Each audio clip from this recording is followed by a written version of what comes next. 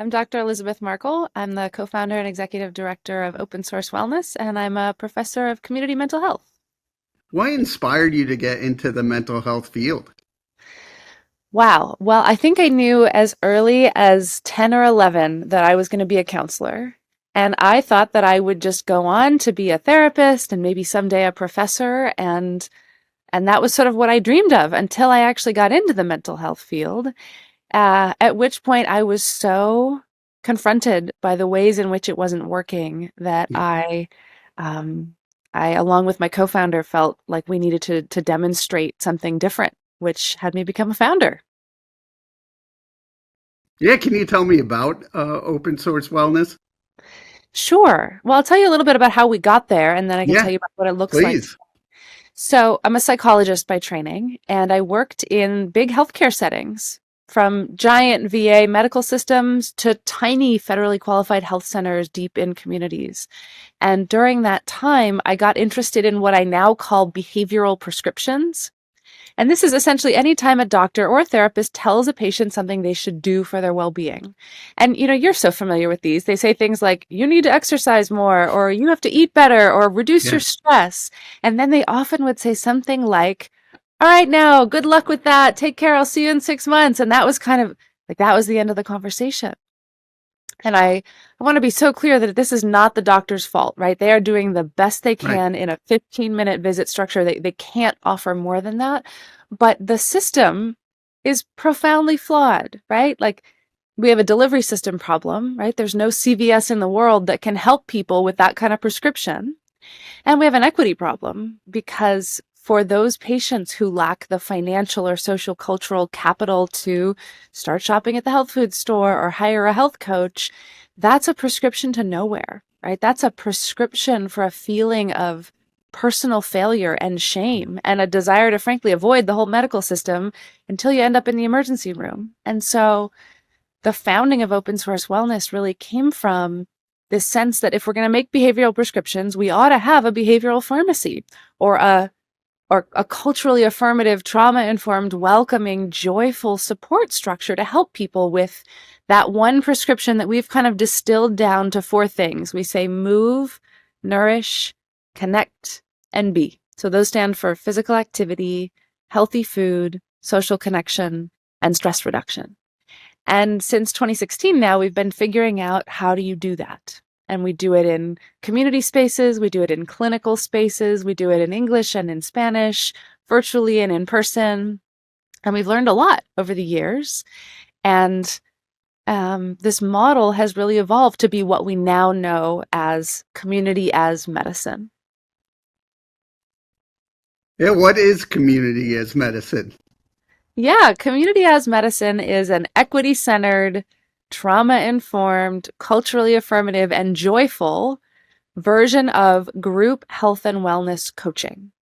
So I know there's a lot of jargon in there to unpack. So essentially what it looks like is that we bring together demographically diverse and diagnostically diverse groups of people. So they might be struggling with depression or diabetes or hypertension or something else. And they come together and we support them in making and meeting the goals that matter to them in their lives. So some people might be working on isolation or loneliness. Other people might be working on a recent medical diagnosis. Other people might be working on trauma or other big life stressors. And the way we do it is people come together once a week for 12 weeks. And the first half of our time together, we actually do the practices of well-being that we're advocating. We say, don't tell people what to do it together in community. So we do physical movement.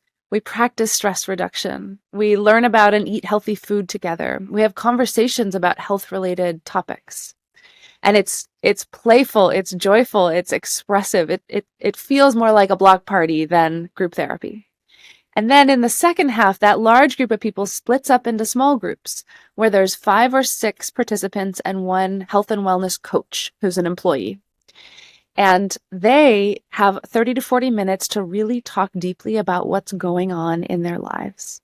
And this is where people talk about their health, but they also talk about their families and their work and their trauma and their dreams. This is the heart of it, where People aren't being told what to do. They're sharing about what's going on, and then they're setting small goals for themselves for the coming week.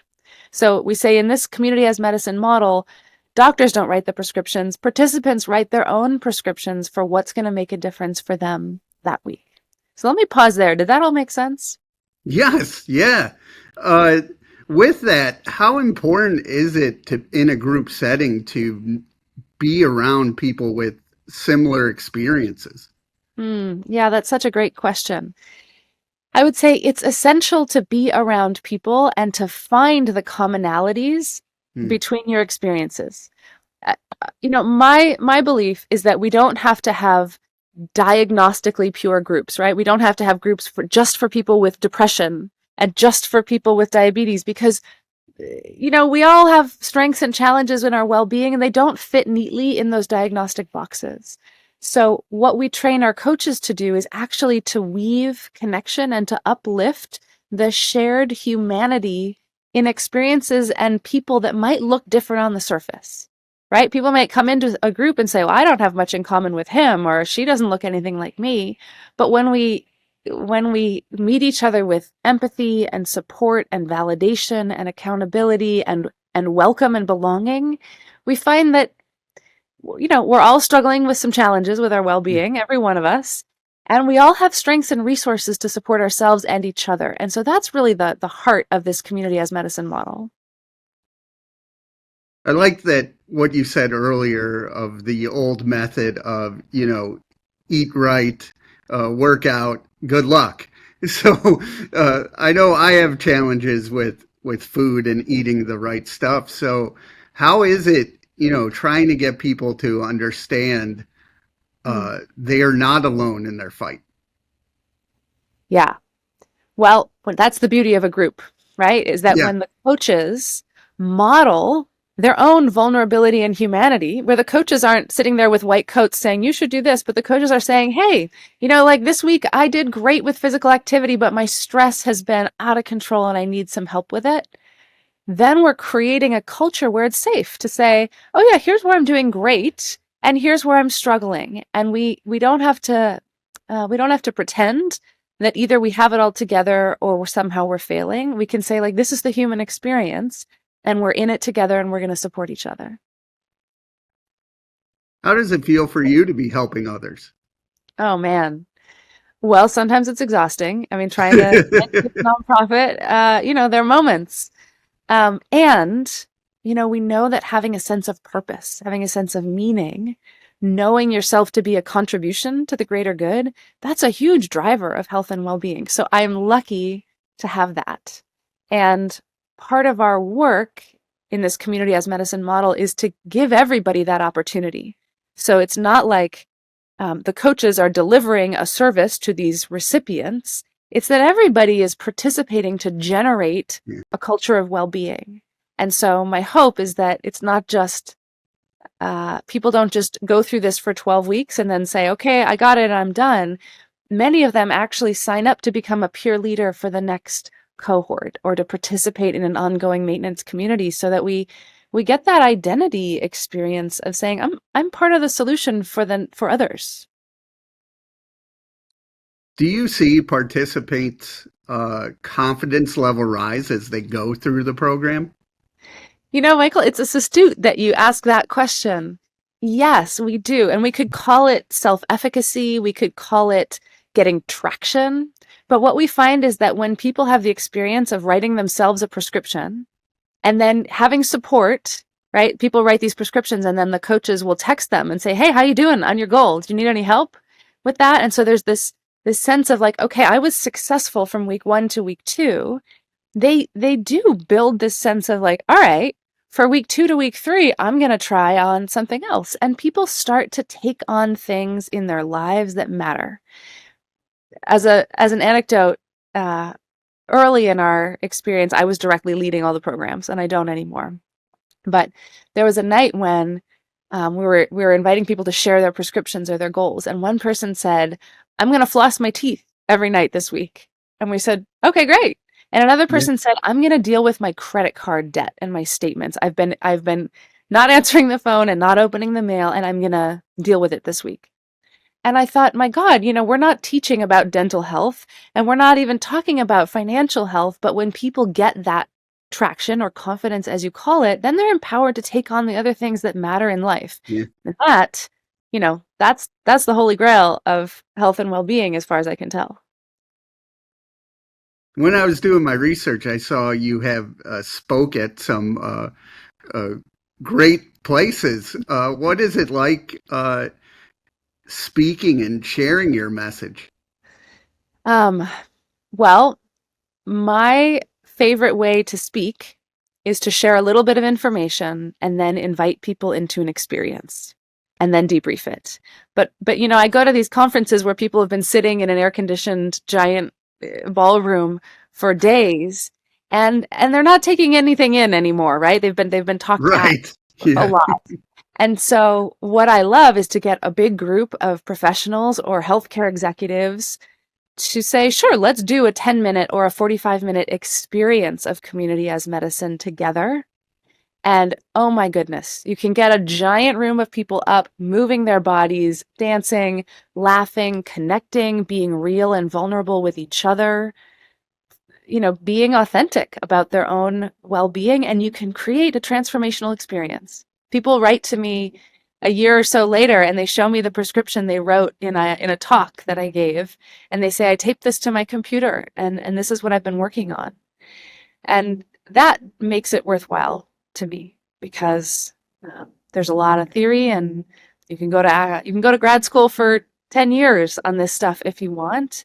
And what I live for is the transformational experiences that can happen. What is it like running a nonprofit? Best of times, worst of times. You know, let's be honest about the challenges, right? Like, Yeah.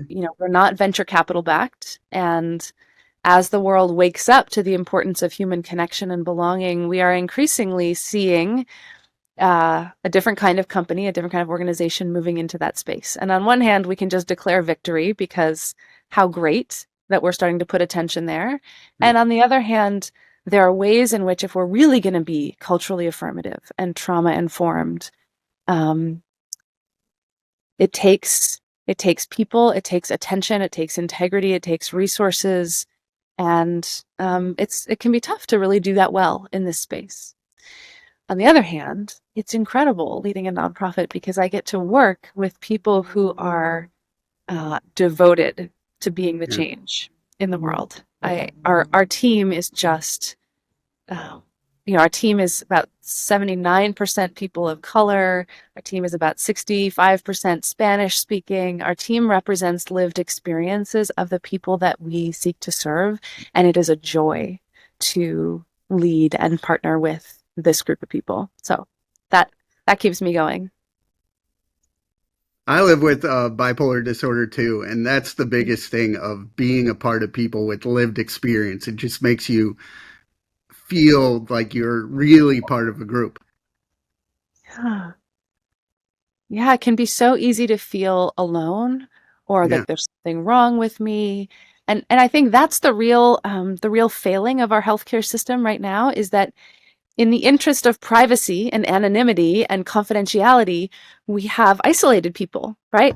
Yeah. Care happens in these tiny exam rooms for 15 minutes if with utter privacy, and people walk out feeling like this is my problem, it might be my fault, and I have to solve it on my own, and maybe I shouldn't tell anybody. And that is a recipe for continued degeneration of physical and mental and social well-being. And so I appreciate you naming that that's been your experience around Yeah. finding other people that you can be real with. What do you do to help your own mental health? Oh my goodness. Well, I try to be outside. This is a good morning where I Looks can beautiful there. Yeah. work from outside, which is great. Um, for me, it's the same. It's around connection. Yeah. I am a believer in living in community, and that could mean a lot of different things to different people. But I think that we are getting more creative about creating very intentional community structures to support ourselves. So I have my pandemic pod that I was, holed up with for a couple years now, and we get together every other week and we call it family night. And the idea is it's not fancy. You can bring your own dinner. It could be a potluck. There's no pressure to host or to make it a big thing, but we're just together and we eat and we talk and we share. And if we're tired, we lie on the floor. And that kind of community is what I think we need to create pathways and avenues for. What would you say to anyone going through a tough time or just feeling alone? Hmm. Yeah.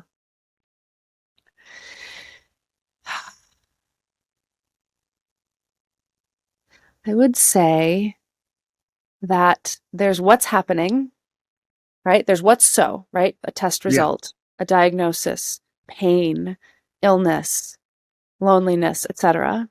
And then there's the stories that we tell ourselves about it. And that those two things can seem really interwoven, but we actually can separate them. So there are things that are just true. My blood sugar is this. My therapist says I might have depression. My psychiatrist says I need to take these medications. Okay, these things are so. And then there's the ways that we can tell narratives about it, like this is my fault. What did I do to deserve this? This will never get better. I'll always be alone. Nobody will ever understand. I can't tell anybody about this. And those are sometimes the ways that suffering gets sort of knotted in a Mm. tight way, and it prevents it from loosening. And so I would encourage people to look at what keeps them isolated or feeling alone or feeling at fault, and to find ways to take some calculated risks with people that are trustworthy and communities that are trustworthy to share their reality, because shame and isolation are what keep it all going. And when we can risk speaking our truth and be met with empathy, care, normalization, resources, acceptance, belonging, that's the pathway to recovery as far as I know. Where do you want to see your organization, say, in the next 3 to 5 years? Oh my goodness. Well, there's where I want to see the organization, but what's more important is where I want to see the world. Oh, So, I like that. or the world of healthcare, because some of it will happen through my organization, and some, this is a systems level effort, not an organization level effort. Right. Um, I want it to be that it's no longer okay to make behavioral prescriptions to say, do this, do that, good luck. But instead, it's normalized, and there are standards of care around having the resources and the communities embedded to help deliver on those prescriptions. I want that to be standard of care, just like we would never say, good luck finding antibiotics. And I want our system to have payment mechanisms and information sharing mechanisms so that the clinic community gap is really closed, so that there's seamless coordination between a clinician who might have valuable diagnostic information and treatment information and the community that's actually going to carry out the work of healing and recovery. So that looks a lot of different ways, but those are some top of the mind for me. And I hope that our organization can play its role in advancing one model for that. So, how can people reach out and learn more? Sure. Our website, opensourcewellness.org, is a good place to start. And, for folks who are saying, I want to be involved in this and I don't know how, one way to get started is to become trained as a health and wellness coach. We have our Community as Medicine Health Coach Training Program that really takes people on a journey of looking at their own well-being, connecting with a cohort that's devoted to this, and then learning how to become a coach and learning enough about health and wellness to be an informed guide and ally, and prepares people for, if they want, to become nationally board certified as a health and wellness coach. So this is one place where the interested public can sort of take a step towards their own education and becoming part of the solution.